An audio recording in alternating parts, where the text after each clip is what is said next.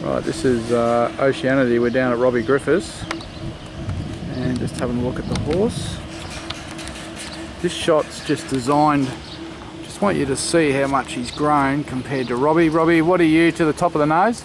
15, 2.5 today. So what would you say the horse is now?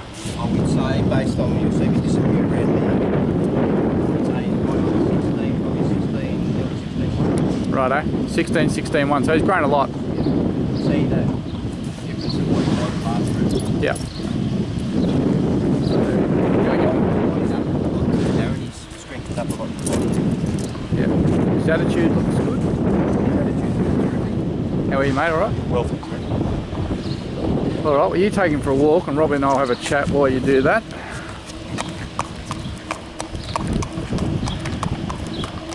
Well, he certainly looks impressive, Robbie. Yeah, his skin's great. He looks good. He's strengthened up in the body. He's a little bit cheeky there. As you're saying, his attitude's good. They'll always put on a show for you. Well, he's already been out once, so he says, I want to have me tucker. So when you upset the colt's routine, this is what they do. But he come out on the first load. That's probably why he's cracked the sads through coming out again. But Right. he does look great, and he just started pacing along, Darren, so we just started to quicken up his work on Saturday. He breezed up to the last 400 in 13 seconds, 26. So I can see that he's grown a lot. Like he's matured to my low. He's thickened up. He's got taller. Yes. He looks like a racehorse now. He does, he really does, and we always know he's had the pedigree, but he's always been behind the 8 ball with his date of birth and his maturity, or lack of maturity. Yep. But now that we've seen him develop, I think we're going to start to see what we've always seen at the training track. All right, so where to from here? You've had him a few weeks. When do you think he'll trial? I'd like to trial him around about the middle of Feb, somewhere around the 18th of Feb, works in with our trial dates.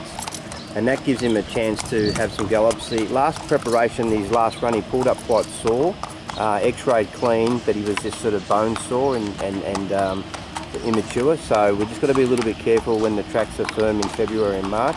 But our training tracks are very well watered here, so trial him at that time will be good for his race program, and then we'll just assess the weather as we get close to resuming racing. It's a key concern, isn't it, in when you're trying to prepare a good colt for races in the autumn here, when we're likely to be faced with 40-degree days or tracks that are too firm. So I guess you're onto that, and you'll just keep a really good vigil on it.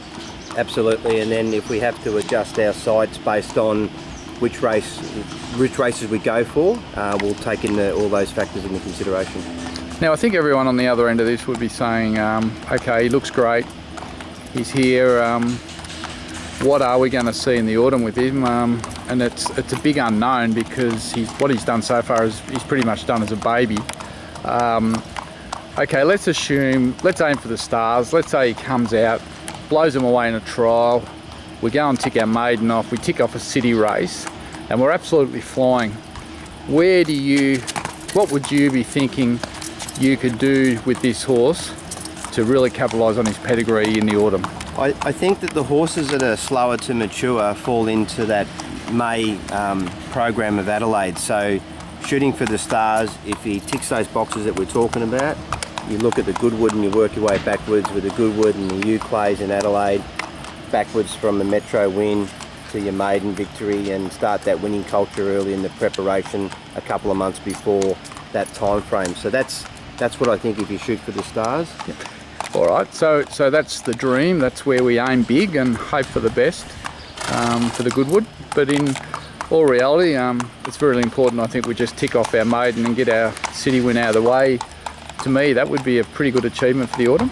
Absolutely. I mean, he's got the pedigree and he's got the looks, and he's starting to mature. So I think if we can just get a winning culture happening, we've seen so many horses come from humble beginnings that have developed in the Group 1 horses, not necessarily in the traditional time frame of 2 and 3, and we've seen it as they've matured and got older, and he'll have his chance to do that. So I think if we do that with him, just get him into that winning culture first, and then let his pedigree and development shine as he goes.